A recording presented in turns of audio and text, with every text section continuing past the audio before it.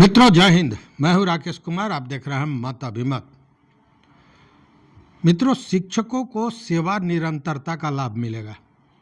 आपको याद है कि बजट सत्र में शिक्षा मंत्री सुनील कुमार ने बाज़ाब्ता विधान परिषद में बोलते हुए कहा था कि शिक्षकों को वेतन की विसंगति और सेवा निरंतरता का लाभ दिया जाएगा। इसकी मतलब उन्होंने एक तरह से घोषणा की थी, लेकिन उसके बाद यह मामला कुछ समझ में आ नहीं रहा था, जबकि शिक्षकों की बड़ी मांग में एक है सेवा निरंतरता। उसका कारण है कि सेवा निरंतरता नहीं होने के चलते भी जो वेतन में भारी विसंगतियां हैं वह बनी हुई हैं।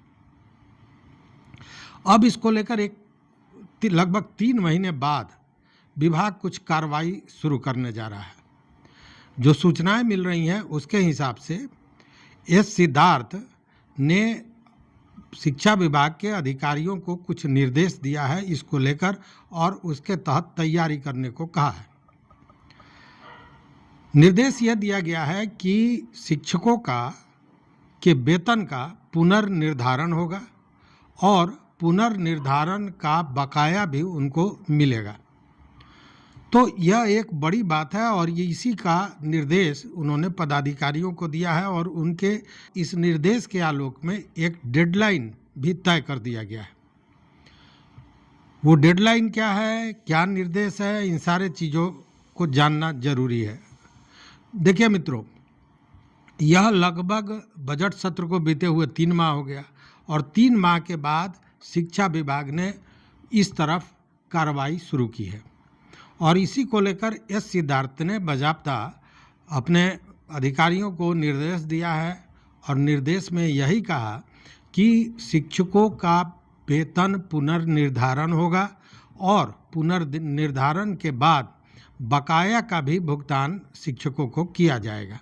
मतलब कि अगर पुनर्निर्धारण होता है, वेतन इन्हांस करता है, वेतन बढ़ता है, उस स्थिति में जो बकाया होगा उसका भी भुगतान किया जाएगा।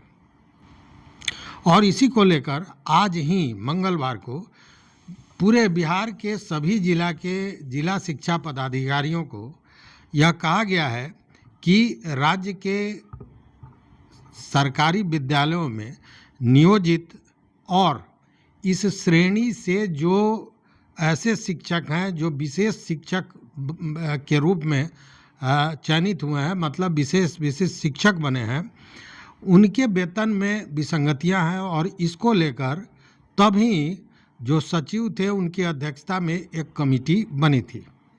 उसी कमेटी के रिपोर्ट के आधार पर विभाग समीक्षा करेगा, और समीक्षा के बाद प्राथमिकता के आधार पर जो विसंगतियां हैं वेतन में उसको दूर की जाएगी। और इसके लिए बाज़ाब्ता एक डेडलाइन भी तय कर दिया गया है। ये कहा गया है कि इस काम को, वेतन पुनर्निर्धारण के काम को, जो विसंगतियां हैं उसको हटाने के काम को पूरा कर लेना है 31 जुलाई तक। लेकिन यहाँ केवल वेतन की बात आ रही है। अब वेतन में जो विसंगतियां हैं वह तो जाहिर सी बात है कि आपके सेवा निरंतरता को नहीं ध्यान दिया गया, उसको नहीं ऐड किया गया आपके सेवा काल में, इसके चलते बड़ा अंतर हो गया है। और अंतर तो यहाँ तक कि माध्यमिक विद्यालय के जो शिक्षक हैं उनको प्राथमिक विद्यालय के शिक्षक से कम वेतन मिल रहा है। बहुत से ऐसे मामले आए हैं। तो उस स्थिति में क्या, यह प्रश्न है, बड़ा प्रश्न है, यक्ष प्रश्न है, और शिक्षकों के लिए बड़ा महत्वपूर्ण प्रश्न है कि क्या उनके सेवा निरंतरता को मान लिया गया। क्योंकि केवल वेतन वृद्धि की बात हो रही है, वेतन पुनर्निर्धारण की बात हो रही है, वेतन विसंगति की बात हो रही है, लेकिन सेवा निरंतरता की बात नहीं हो रही है। जबकि मूल कारण जो इस विसंगति का है वो सेवा निरंतरता है। तो क्या सेवा निरंतरता को भी सरकार मानेगी? जो घोषणा मंत्री सुनील कुमार ने विधान परिषद में जो बजट सत्र था उसमें उन्होंने ये घोषणा की थी, तो क्या उस घोषणा पर कार्रवाई हो रही है? और अगर कार्रवाई हो रही है, जैसे वेतन विसंगति की बात तो सामने आ गई कि बाज़ाब्ता उसके लिए एस सिद्धार्थ ने निर्देश तक दे दिया है, लेकिन लेकिन यह जो सेवा निरंतरता की बात आ रही है, इसके संबंध में कुछ खुल के बात सामने नहीं आई है। इसलिए यह भी कहीं ना कहीं एक बादल इस पर पड़ा हुआ है, छाया हुआ है कि आखिर जिस कारण से विसंगतियां आई हैं वेतन में, तो वेतन पुनर्निर्धारण तो हो जाएगा, लेकिन वेतन पुनर्निर्धारण किस आधार पर होगा, ये कमेटी क्या रिपोर्ट दी है, यह भी बहुत महत्वपूर्ण मामला है।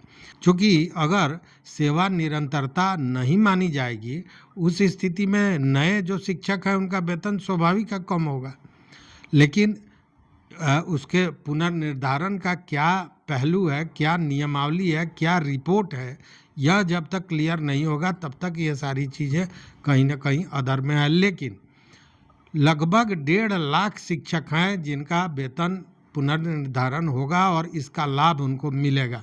अब सवाल यही बच जाता है कि क्या जिस सेवा निरंतरता के चलते ज़्यादातर ये विसंगतियाँ थीं, अगर वो विसंगति दूर हो जाएगी तो क्या सरकार ने सेवा निरंतरता को मान लिया है?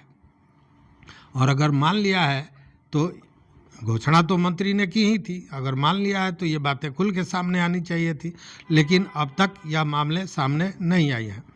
चूँकि शिक्षकों का जो संवर्ग परिवर्तन हुआ उसके चलते यह मान के चलिए कि वरीयता में भारी परिवर्तन आ गया। वरीयता तो समाप्ति हो गई एक तरह से। अब मान लीजिए 15-20 वर्षों से कोई शिक्षक काम कर रहे हैं और वो विशिष्ट शिक्षक बन गए, विशेष शिक्षक बन गए, मतलब कि संवर्ग परिवर्तन हो गया और उसके बाद उनके सेवा को नए के रूप में ले लिया गया। तो 15-20 साल जो पुराना उन्होंने काम किया, इसी सरकार के साथ किया, इसी शिक्षा विभाग के लिए किया, तो उसको नहीं जोड़ा जा रहा था। इसके चलते ये भारी अंतर पड़ रहा था वरीयता पर, और उसी के चलते वेतन में जो विसंगति थी उसका मुख्य कारण वह भी था। तो अगर वेतन निर्धारण किया जा रहा है तो क्या यह भी किया जा रहा है, मतलब सेवा निरंतरता को सरकार मान रही है? यह बड़ा प्रश्न है, लेकिन अभी तक इसका कोई उत्तर आया नहीं है। देखना है कि जब ये चीज़ें सामने आती हैं, चूँकि 31 जुलाई तक का डेडलाइन दिया गया है, तो इस पर और विभाग क्या खुलकर कहता है यह समझने वाली बात होगी। हालांकि सेवा निरंतरता के मामले में सारे लोग, शिक्षक की बात तो छोड़ दे, शिक्षक के अलावे अन्य आम आदमी या दूसरे सेवा में जो लोग हैं वो सारे लोग ये मानते हैं कि सरकार यहाँ कहीं ना कहीं गलत कर रही है, चूँकि शिक्षकों को सेवा निरंतरता मिलनी ही चाहिए, ये उनका हक है। चूँकि आपने जो संवर्ग परिवर्तन किया इसके लिए बाजाप्ता कई बार परीक्षा ली गई है, और परीक्षा तो उसी योग्यता को सिद्ध करने के लिए लिया गया। तो जब उसी योग्यता को सिद्ध करके शिक्षक वहाँ पहुँच गए तो फिर उस स्थिति में सेवा निरंतरता को नहीं देना कहीं ना कहीं शिक्षकों के साथ अन्याय है। तो ये मिलनी ही चाहिए निश्चित रूप से। देखते हैं आगे क्या होता है। इस वीडियो में बस इतना ही मित्रों। इतना तो मान के चलिए कि वेतन में जो विसंगति है ये दूर होगी, यह एक बड़ी बात है, लेकिन उसके साथ अगर सेवा निरंतरता को भी सरकार मान लेती है तो यह सोने में सुहागे जैसा होगा। तो देखते रहिए मित्रों, मत अभिमत। चैनल पर नए हों तो सब्सक्राइब करें, लाइक करें, दोस्तों के साथ शेयर करें और अपना विचार इस बिंदु पर जरूर दें। बहुत बहुत धन्यवाद, कोटिशः आभार।